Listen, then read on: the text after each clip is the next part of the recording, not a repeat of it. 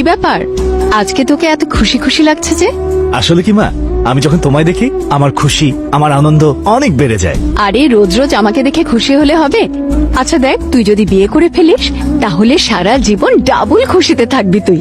আচ্ছা, তোর অফিসে তো এত সুন্দর সুন্দর মেয়ে আছে, একজনকেও পছন্দ হয় না তোর? নাকি মায়ের মেয়েকে বিয়ে করবে? হ্যাঁ, ওই মেয়ের মাকে তুমি তো জানোই। মনে হয় এজন্যই বিয়ে কাছের মানুষকে দূরে আর দূরের মানুষকে কাছে টানে। মা, বিয়ে একটা অ্যাক্সিডেন্টের মতো হয়, আমার চিন্তা করলেও কিছু হবে না। আর তাছাড়া বিয়ের জন্য এত তাড়া কিসের? মনে হয় এখনো পাকেনি। কি বললি? ভেন্ডি মেম সাহেব, দেখেছিস, লক্ষ্মীও আমার সাথে মশকরা শুরু করে দিয়েছে। বিয়ের জন্য তোর তাড়া না থাকলেও আমার তাড়া আছে।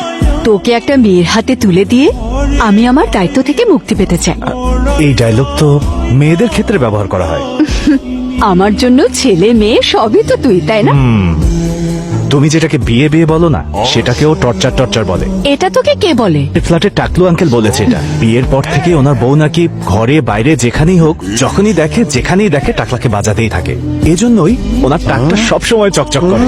ওই টাকলার আমি 12টা বাজিয়ে দেব। আরে এমনটা কি আর সবার জীবনে হয়? আমিও তো একজন মেয়ে। আসলে তোদের ছেলেদের না একটা? মামা, এবার একটু থামবে?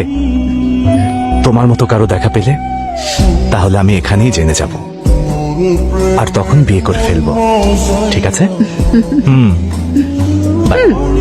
আরে অভয়, তোর ব্যাগটা। আরে ভাই, আপনি কখন এলেন? যখন তুমি আমার টাক বাজাতে শুরু করেছিলে তখনই এসেছিলাম। গরম গরম ডিমের দোসা বানিয়ে দেবো ভাই? ডিমের তো দোসা হয় না, অমলেট হয়। তোমার সাথে একটু কাজ ছিল, এই জন্য ও, এসেছিলাম। তো বলুন না আঙ্কেল, আমি আপনাকে কিভাবে সাহায্য করতে পারি? এখন আর এত সম্মান দিও না তুমি আমাকে। আমার গাড়িতে কিছুটা প্রবলেম হচ্ছে, আমাকে অফিসে নামিয়ে দিলে উপকার হতো। আপনি আমার কতবার উপকার করেছেন, আর আপনাকে সামান্য লিফট দেবো না? কোনো সমস্যা নেই। যেদিন আমি তোমার উপকার করিনি সেদিনই তুমি আমার ফ্যামিলি ম্যাটারকে পাবলিক করে দিয়েছো। আমাকে ড্রপ করে দিলেই হবে। দেরি হচ্ছে, চলো। ভাই মা, দেখুন না আঙ্কেল, রোডে মানুষের এরকম চলাচল দেখে আমার তো খুব মজা লাগে। তোমার এই মজা লাগায় আমার চুলকানি হয়। আচ্ছা, সেই তখন থেকে তুমি এটা কি করে যাচ্ছ? হ্যাঁ, শুধু ট্রাফিকওয়ালা রোডেই গাড়ি চালাচ্ছ? স্টেডিয়ামে অডিয়েন্স দেখে যেমন ক্রিকেটারদের আত্মবিশ্বাস বাড়ে, তেমনি এইসব লোক দেখে আমার আত্মবিশ্বাস বাড়ে। বেশি লোকজন আমার খুব পছন্দ। ওখানে পাবলিকের চিল্লানিতে আত্মবিশ্বাস বাড়তে পারে, কিন্তু এখানে আমার আত্মবিশ্বাস কমে যাচ্ছে। বাম দিকে যাও, বাম দিকে। ডানে যাও, এখন ডানে যাও। ঠিক আছে আঙ্কেল, এটা আপনার মুখ না, যেখানে খুশি চালিয়ে ফেলবেন। এটা কার? এটা কি আঙ্কেল? এই রোড এমন কেন? অনেক শান্তি লাগছে, তাই না?